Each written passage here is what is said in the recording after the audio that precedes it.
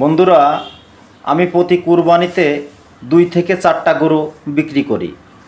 এই যে সামনে কুরবানি, এখন কিন্তু সবার মাথায় কম বেশি চলছে, যাদের এই কুরবানির গরুগুলি বিক্রি করবে তাদের মাথায় চলছে যে এই গরুগুলি কিভাবে মোটা তাজা করবেন।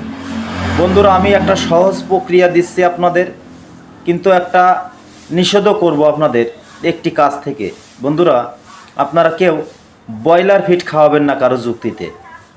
এই ব্রয়লার ফিড আপনার জন্য বিপজ্জনক, দেশের মানুষের জন্য বিপজ্জনক। ব্রয়লার ফিড গরুকে খাওয়ালে গরুর মাংসে স্বাদ থাকে না বন্ধুরা। আচ্ছা, তারপরে আপনার গরু মারা যাওয়ার সম্ভাবনাও বেড়ে যায়।